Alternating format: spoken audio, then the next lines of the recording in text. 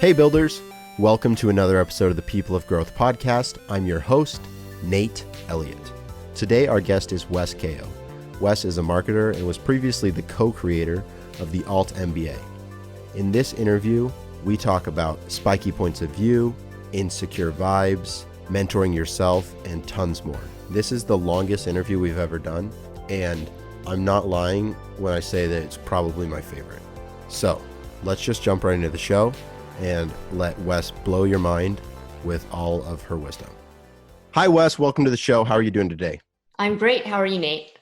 I'm so excited. So for the people that are listening, Wes and I chatted a few weeks ago. We talked about all the awesome things we're going to talk about today. And this is one of those podcasts that I've been looking forward to for weeks and weeks and weeks. And so I'm super excited for you guys to listen to this. But enough from me. I would like Wes to tell us who she is and what she's working on. Hey, everyone. I'm Wes. I'm a marketer, and I work with CEOs and their teams to design, build, and launch V1 of a new product or a new business line.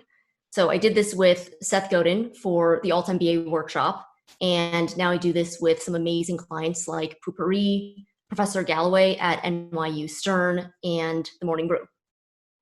Awesome. Actually, I love Morning Brew. So I had Kinsey Grant on from the Business Casual podcast. Just this week, we released that episode. I interviewed another one of their, I think employee number 2. I interviewed him this week. So we love Morning Brew. Morning Brew's great. Alex and Austin are amazing. Oh yeah. I'm trying to get Austin on the podcast. One of these days I'll have to do that. So you've done all these cool things. You've worked with incredible brands. For everyone who's listening, Poopery is really great, and I recommend that. But the biggest reason that I wanted to have you on the podcast is I've read a lot of your work, and you have an incredible skill of distilling information in a really succinct way. So a lot of the articles that I've read from you are 3 to 5 minute reads, and they're just packed with information and really actionable stuff. And so today just for the listeners, we're going to talk about a lot of stuff that Wes writes about, and it's like probably going to blow your mind. So take notes, get ready, buckle up. This is going to be fun. So the first thing, Wes, that I'd love to talk about is what are insecure vibes, and how can you, once you recognize what they are, how can you not give them off, and how can you, combat that? Yeah, insecure vibes are subconscious clues and signals that you might be giving off when you really want something to work out, but you're not sure if it will. So when we are self-conscious or a little bit anxious about something, let's say a job interview or a big presentation or a sales pitch, we might be subconsciously giving off these clues. And it's important to control for, because you don't want your worries to become a self-fulfilling prophecy. So what that looks like is you act anxious, the other person picks up on you being anxious, you notice that they notice that you're anxious, so you become even more nervous, and then it's this vicious downward spiral.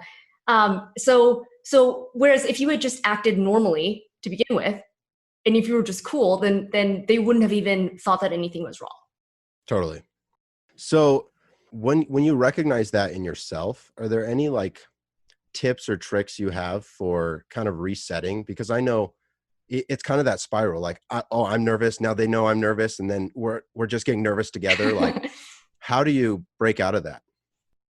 Well, the first thing to think about is that we don't give off insecure vibes 100% of the time or 0% of the time. It's very situational. So getting good at checking in with yourself and noticing when you might be giving off these tells is important.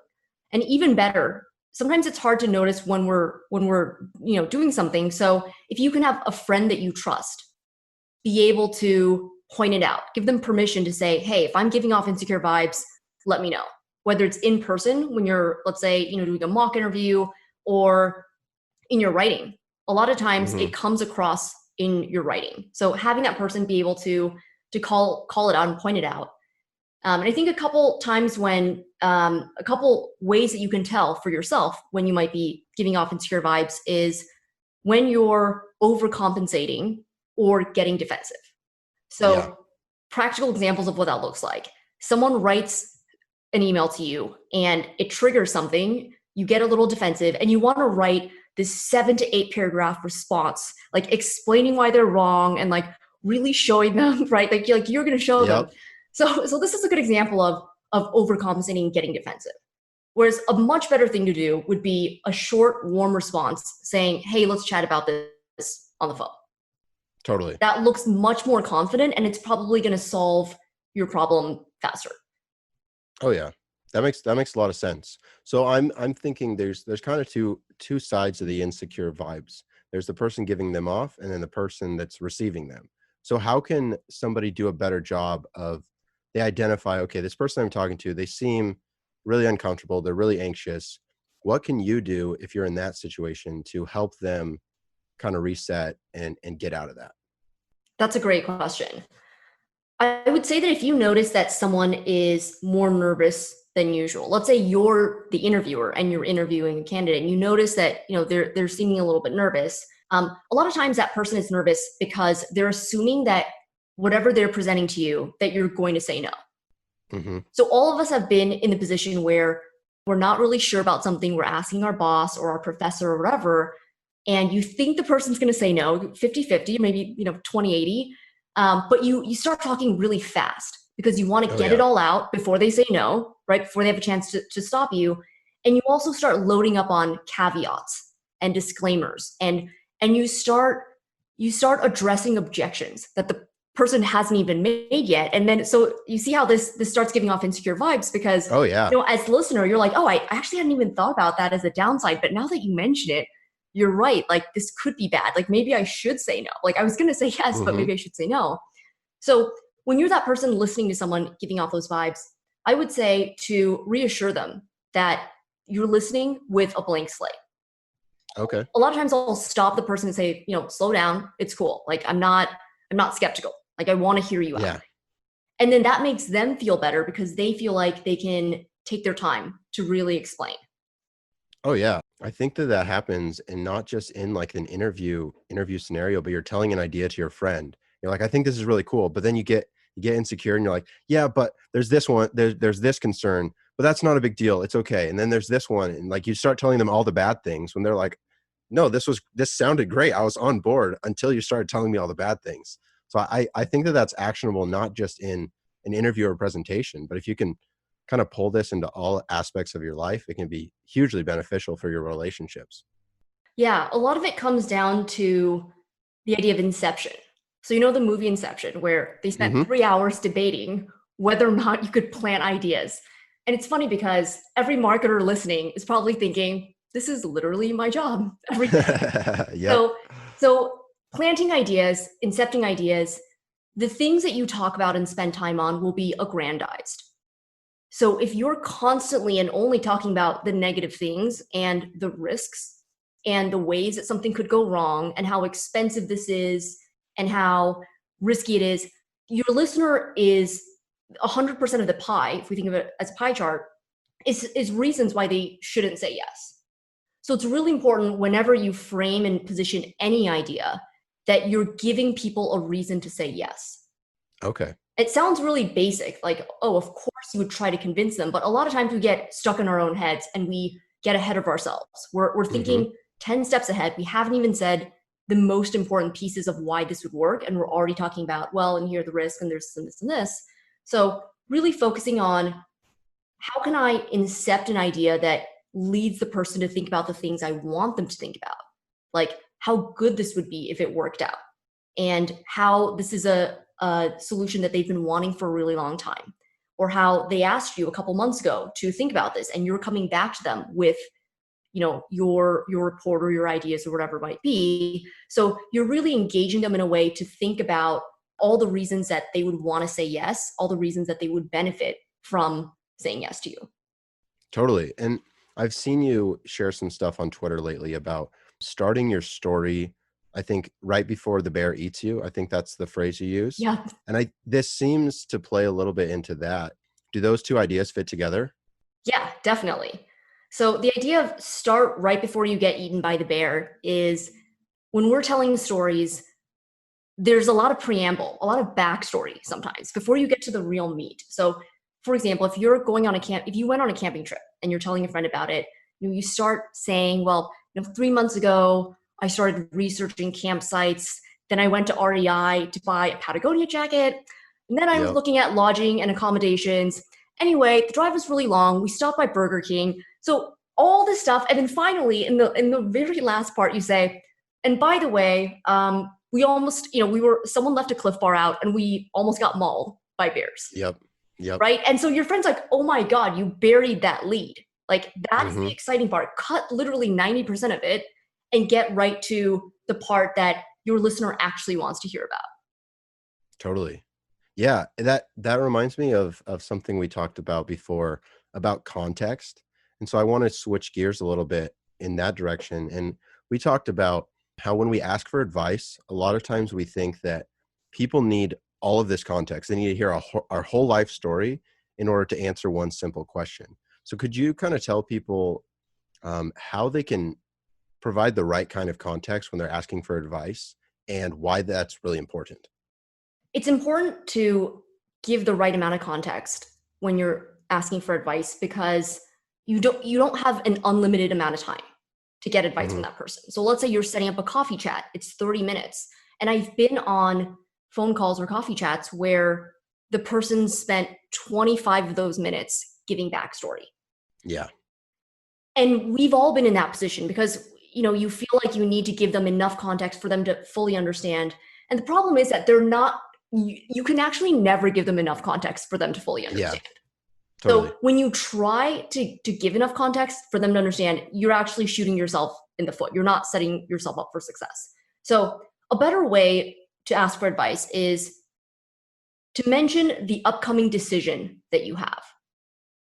A lot of times you explain all the different things that you're thinking about, all the different options of what you could do, the upsides and downsides. You tried this, but it didn't work. And then you tried that and blah, blah, blah, blah, and on it goes.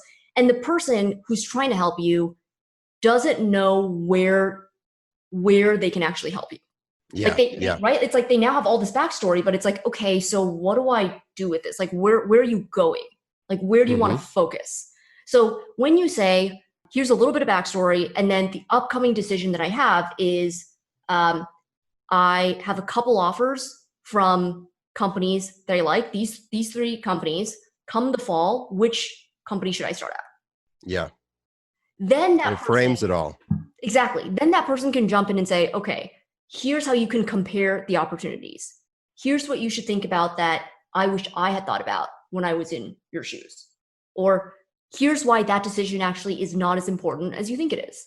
So Totally. that person can start giving you valuable feedback and advice instead of just trying to process all of this context and using that time and energy figuring out what you're even trying to ask in the first place.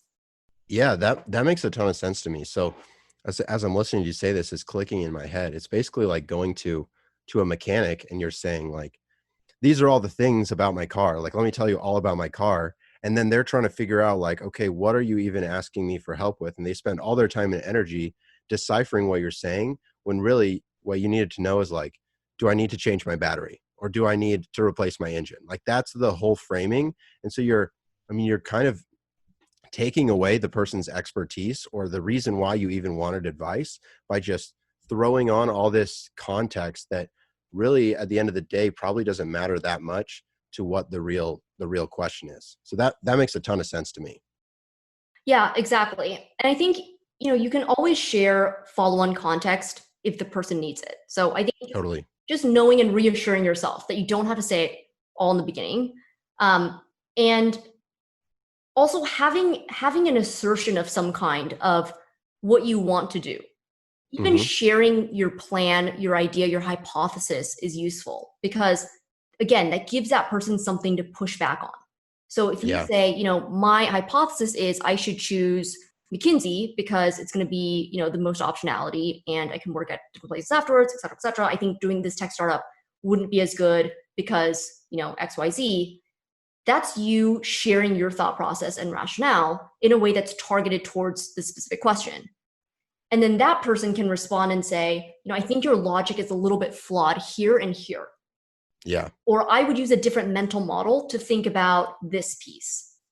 So you Yeah. see how if you are willing to share what the decision is, what your plan is, what you want to do, and invite that person to poke holes, it takes more guts, if you will. Oh, totally. You're putting yourself on the line instead of just saying, I'm a blank slate, tell me your advice, bestow your advice on me, Hmm. right? So offering an assertion, sharing the decision that you have puts you more on the line, but you get much more actionable, specific advice from the other person because they now have something specific that they can push back on. Yeah, it's so incredible to me as you're saying all this stuff. Like the blocks are like fitting together in my head, and I'm like, oh, but if you give them a reason to, like, if you're more vulnerable with them, you like, that's harder, but then that advice is so more valuable because then it can be specific. If I just say, hey, of these three jobs, like what should I do? But compare that to, these are the three jobs. I think I want to do this one because this and this. Then they know exactly how to target their advice and exactly why you think that way. And so then, like, instead of wasting time to them telling you, well, this one pays better, or this, maybe that's not even what you care about. And so Mm-hmm. this is just really like enlightening to me, because I think a lot of us spend time trying to ask we're asking the wrong questions and we're asking them in the wrong way. And so then those interactions, they can feel kind of empty, or we leave and we're just like, well, that didn't feel that helpful. And it can be really like dissatisfying. Yeah. I think you have a great point about, at the end of that conversation, you feel like you talked about a lot of stuff, but you don't really have any takeaways. Yep. I feel like that happens a lot. And being willing to, as you said, be more vulnerable and open up with sharing your thought process there's so many benefits to it because you're really in the process of doing that, sharing your assumptions Hmm. that are your inputs, your rationale, what you're thinking about for this decision. And all of those things are specific factors that the other person can push back on and say, I noticed your reason for choosing this was, choosing this job was this thing. And I want to challenge that. I want to question that. Yeah. What if we flipped that assumption or removed it altogether? Would you still make this decision? Hmm. Right. So you're able to unpack a decision that feels like one giant thing, a giant mass, when really it's a bunch of different assumptions and thought processes and things that you're prioritizing. So by sharing what those are, your advice giver can be more specific to push back on a certain piece of that. And then you get more clarity on what piece you want to think a little bit more about. Yeah. It makes me think of trying to fix something, but without like cracking it open and showing you all the parts. Like if you're trying to fix a computer, I don't know anything about fixing computers, but I imagine that I'm not going to know what's wrong with it or know how to tell you how to fix it unless I open it up and look at what's going on in there. Exactly. So awesome. So kind of on that same topic of mentoring, I think a lot of people think, I need to find a mentor because then I can ask that person those questions. And then maybe they can get more context on me. And then if I have a mentor, that'll just be the best thing ever. And it'll be so helpful.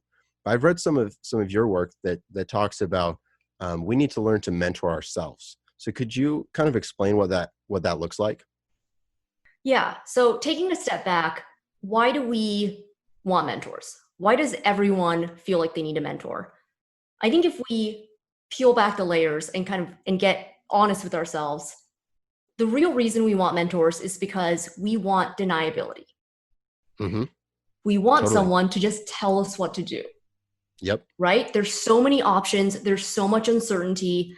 A lot of people are good at a lot of things. So what should you spend your time on? What should you double down on? These are all very common challenges that we all have.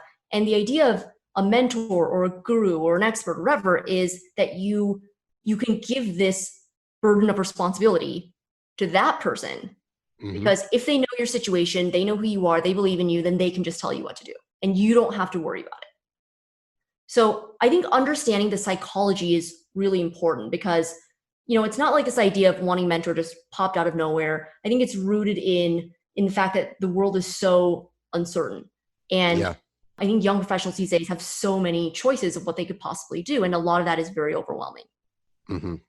So the reason why I think mentoring yourself is an important skill to learn is because this mythical creature that you're imagining of a mentor who is going to invest in you over the years, even decades, Yep. and groom your career and, be there, during the highs and the lows. I've never met anyone who Nope. had such a thing, right? Yep. Mm-hmm. And I think at best, mentors are situational. Mm-hmm. When you have a specific challenge, going back to what we were saying with how to get good advice from people, when you have a specific challenge and you think a specific person can help you with it, you can reach out to that person, briefly describe why you think their expertise would be helpful for your situation, and see what advice that they have. But that doesn't mean Totally. that person is mentor with a capital M who, you're going Mm-hmm. to call up and text, every time you're nervous about something, right? So I think Yeah. just decoupling that, the idea of getting good advice from people can be decoupled from this lifelong mentor, this, one or two people who are with you forever. I think even just decoupling that, you're able to have a lot more flexibility with getting what you need, without putting this huge burden on a professional who has a life, a family, their own problems that they wish they had a mentor for. So when you think about mentoring yourself, there's two ways to do that. One is to channel your heroes. You already have a lot of their voices in your head anyway. Oh yeah. These are people whose podcasts that you love, books that you've read, thought leaders, former teachers, anyone who's influenced you in any way. Ask yourself, if I asked this person, what would they tell me to think about? Mm-hmm. What would they say right now? Yeah. And you'll probably find that, especially people that have stuck with you over the years, that their work you've really appreciated, you can view the world through their lens for the situation and say like, oh yeah, that person would tell me to do this.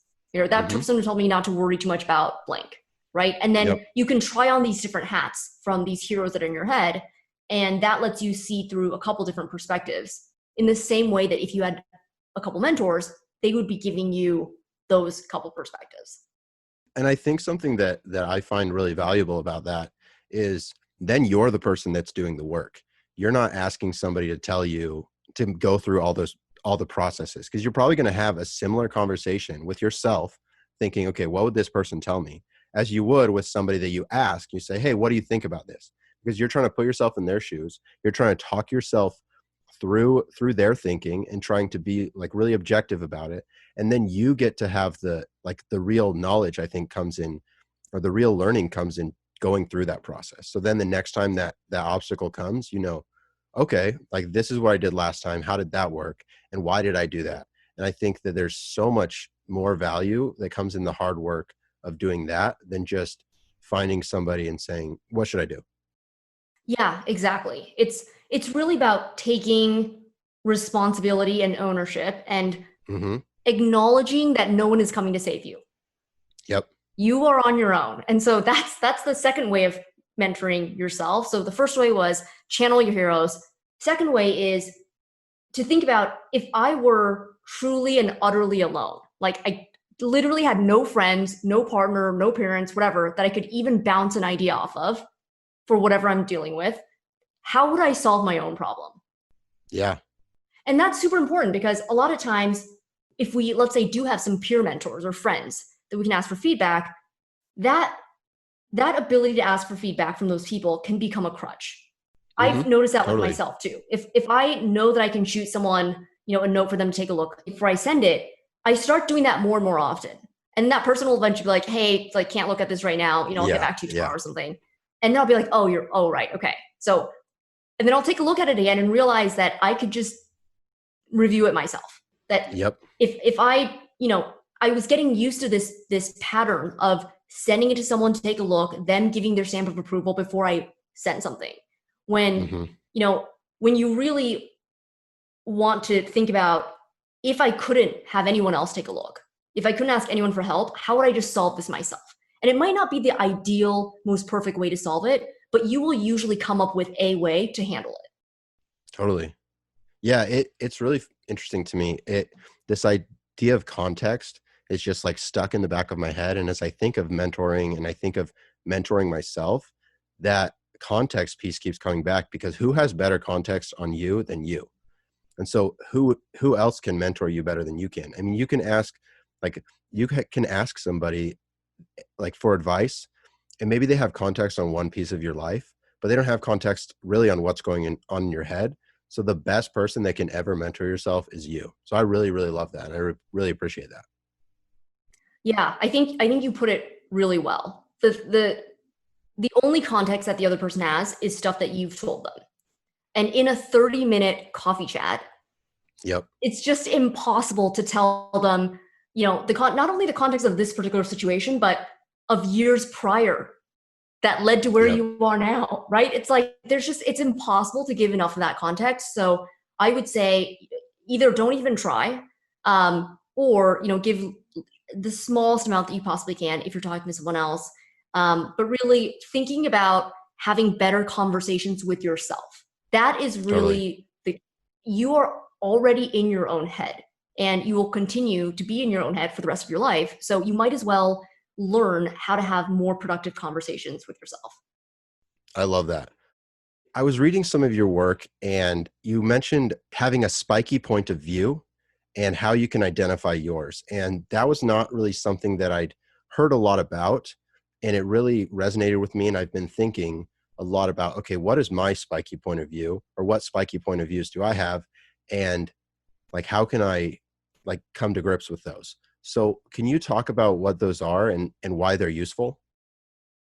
A spiky point of view is something that you feel strongly about, that's rooted in your experience and personal expertise that someone else could disagree with. Okay. And the reason why spiky points of view are so important is because it's incredibly unique to each person. It's a combination of your experiences, your skills, your personality, your instincts, the way that you think. And by sharing your spiky point of view, you share your thought process and rationale about your industry. So Okay. when you point out a fact is just a standalone fact. There's no edge to it. Like, what do you do with it? It's just sitting there, right? Whereas a spiky point of view is your assertion of what to do with that fact.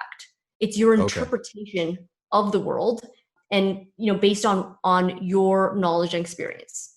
So one example of a spiky point of view that I have is that product launches, most people think of them as one-time events. They prepare a ton and then they launch, and people throw confetti in the air, and then they consider that the end of launch. Yep. Whereas I think launches are a marathon. That the day that you launch is actually the beginning of a much longer process. And launches aren't a one-time event. They're actually a daily event.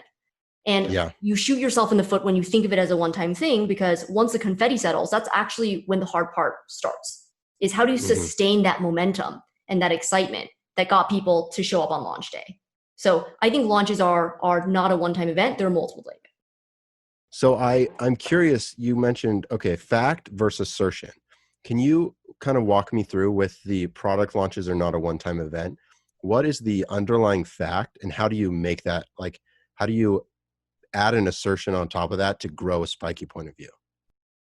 Yeah. So a spiky point of view is rooted in evidence, but it's not something that's a universal fact or a proven truth. So you need to be okay with people disagreeing with you. If if everyone agrees with you, then it's not a spiky point of view. That's just a thing that everyone already agrees with, right? Like, no one's paying attention to that because everyone already agrees. Let's move on to something that is worth talking about. So a spiky point of view is something that can be debated. So the other piece of that is that it teaches your audience something that is relevant that they don't already know.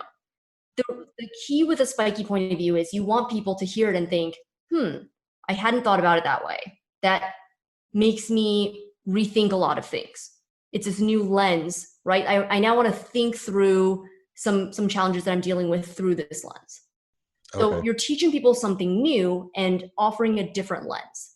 So with product launches, someone who is used to dealing with launches might think, yeah, I always thought of it as this one-time thing. But now that Wes has mentioned that it's not a one-time thing, it's shifting my perspective in thinking about how do we spend our resources? Maybe we depleted our resources, in the weeks launching, and we planned everything meticulously. This is super common. It's like 8 to 12 weeks before launch. Every single week, your content calendar is full. What emails are going out? pre-sales you're doing, etc.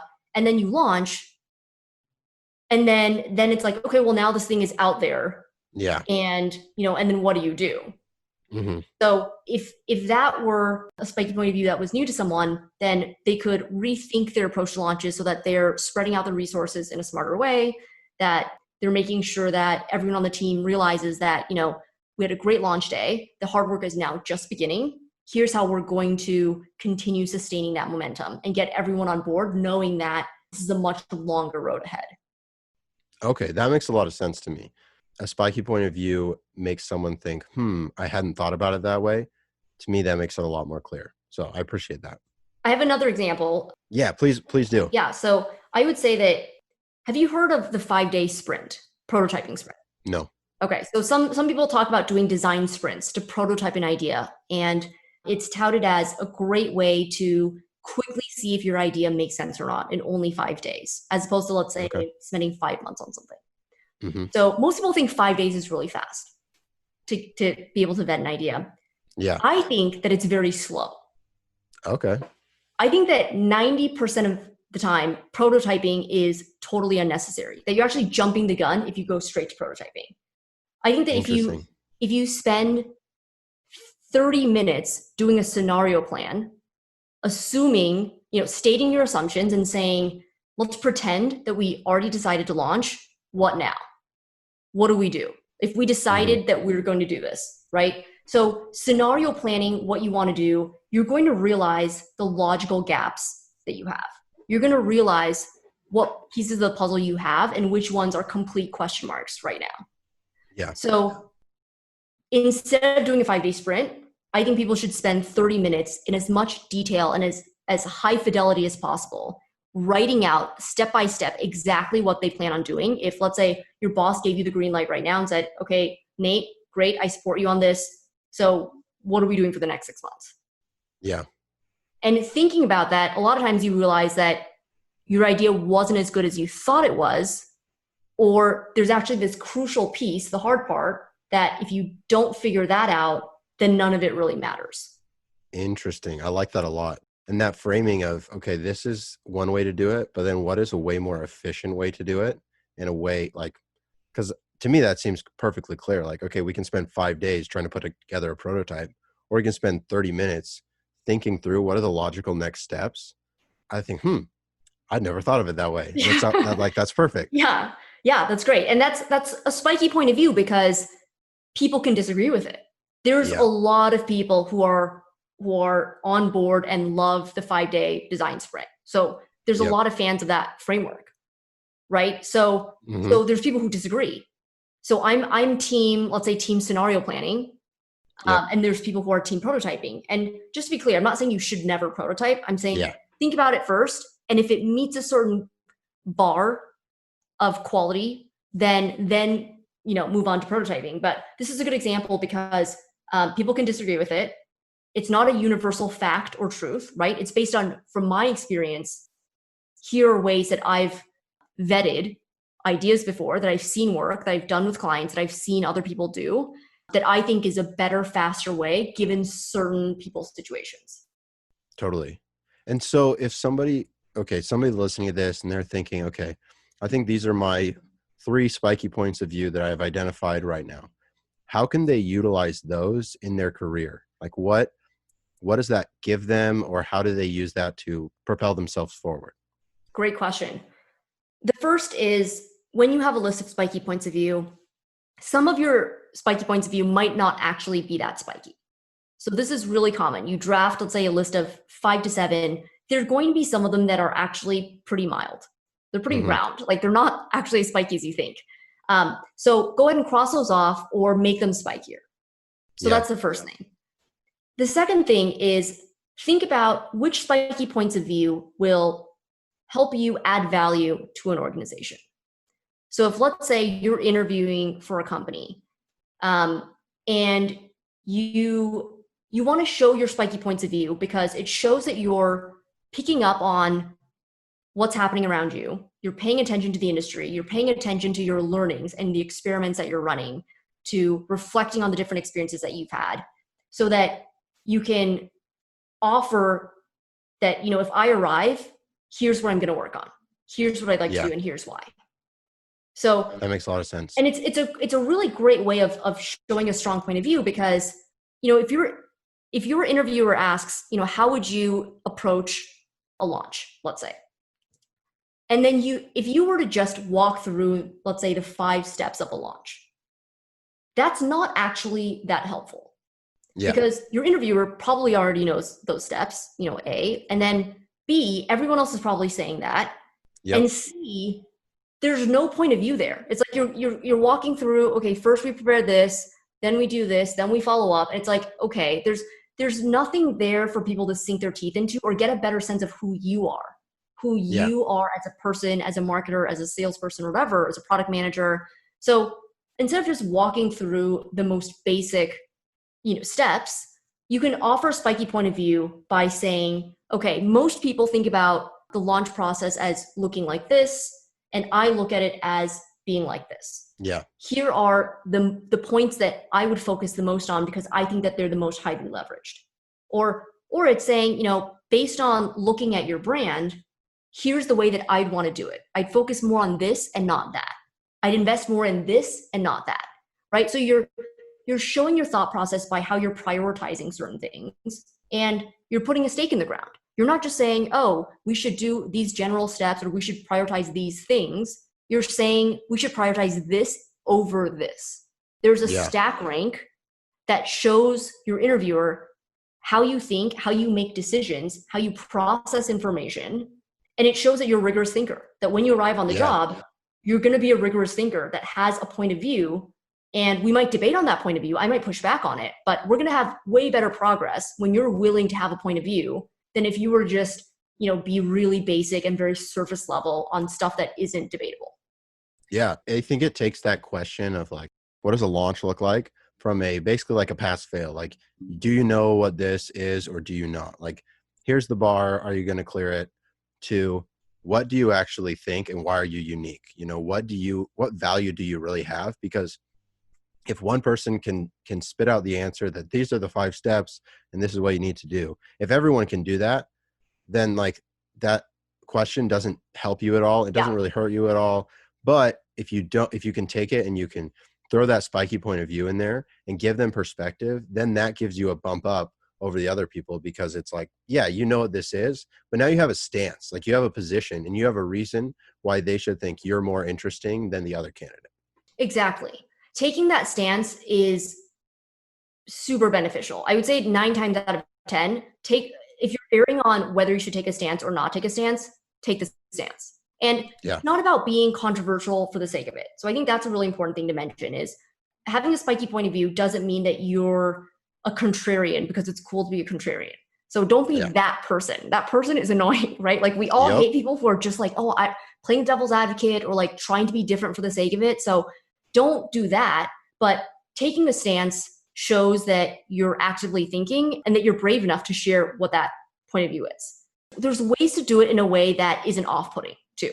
So thinking more from a practical perspective now, a lot of times if you're offering a spiky point of view, you might be nervous about, well, what if my interviewer really disagrees? Or what if this is even offensive to them?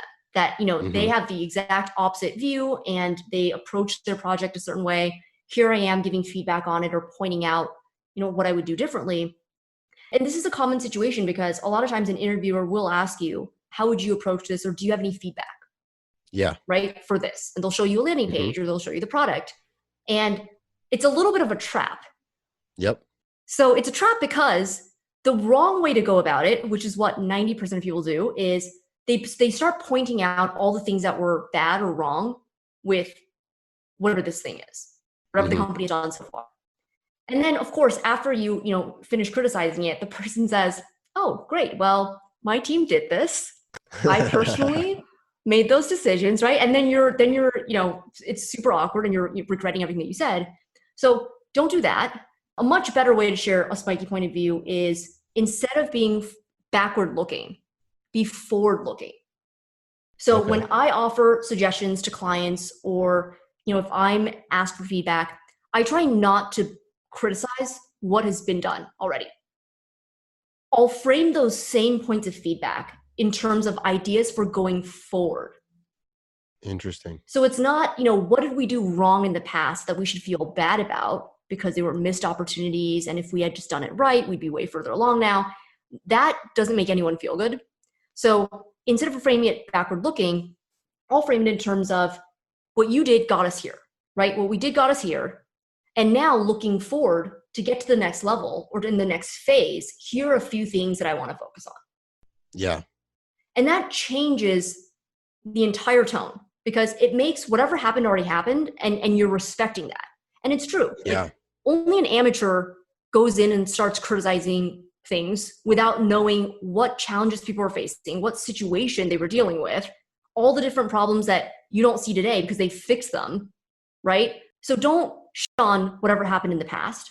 Yep. Respect it as that got us to where we are today. So looking ahead in this next phase, here are a couple areas that I think are highly leveraged that I'd want to work on and explore and dive deeper into.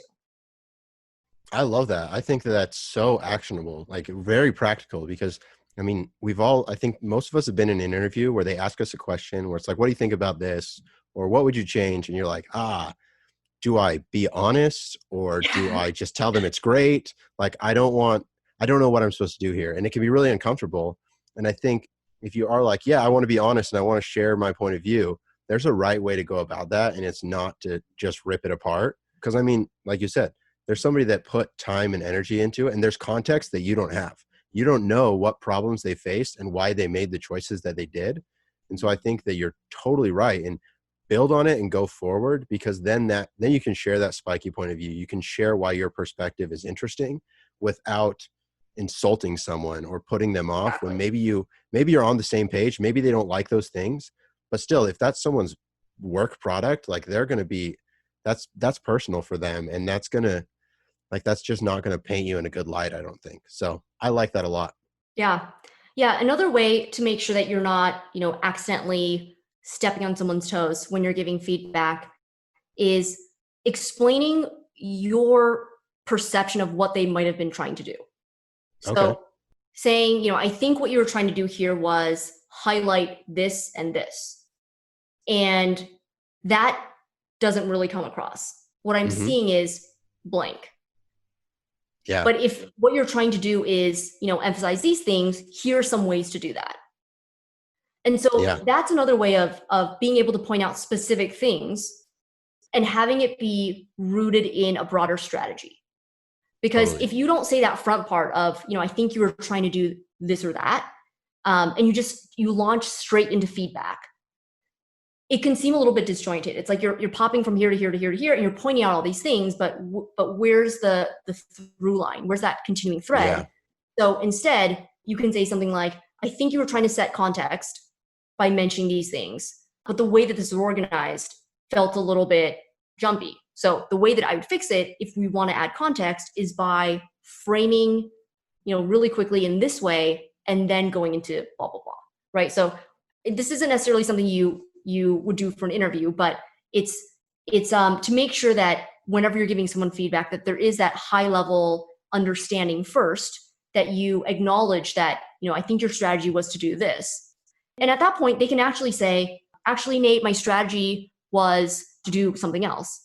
And that's great, because then you can give them feedback through that lens and say, oh, awesome. Okay. So if you weren't trying to do that, then all right, if you're trying to do this, here's my feedback for that. And you get much more on the same page before launching directly into that advice giving piece that is exciting for a lot of us. But, a lot of times you spend 15, 20 minutes giving advice. And then at the end of that, the person says, oh, actually this, I was in a completely different situation and this is all completely not helpful. And then you just, both of you just wasted time. Yeah. So it comes back full circle to that context piece. Like that word context is going to be blinking in my head for weeks and weeks. So this has been incredibly, incredibly helpful, Wes, and like so valuable. I just want to thank you so much for coming on. I learned a ton, and I'm like so stoked for people to hear this.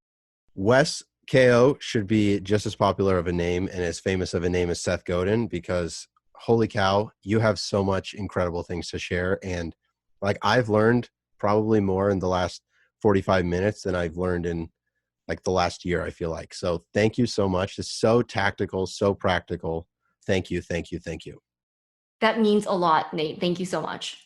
Yeah. And so if our followers, they're like, man, I'm just eating this up. I need to learn more. I need to read more of what Wes is sharing. Where can they find you and interact with you online? I tweet about a lot of these topics on Twitter. So I'm at Wes_Kao. And I also write a weekly newsletter where I unpack a lot of these concepts, a lot of these fundamentals that help you in work and life. So like Spiky point of view, brand versus performance marketing, how to give context. So if you want some of this in written form, then my weekly newsletter is a good place for that. And you have a website too, weskao.com, right? Yes. And that I've been all over that website. There's so much, like you could spend hours and hours on there just exploring all these different subjects. So people who are listening, go check out weskao.com, go subscribe to her newsletter, go follow her on Twitter. Like she's a wealth of knowledge and we are lucky to be able to learn from her. Thanks, Nate. Thank you, Wes. Thank you everyone for listening. Go check out weskao.com, weskao.com. So much quality content, things that are incredibly applicable to your life. Finally, if you want to support this podcast and you want to find out who the upcoming guests are, we have some really, really cool upcoming guests, and I would love for you to be able to submit questions and be involved in helping us find guests. We want this to become more of a community. You can join a $1 tier and that'll just get you a thank you every month. We'd love for you to do that. That would mean a lot to us. You can join a $3 tier.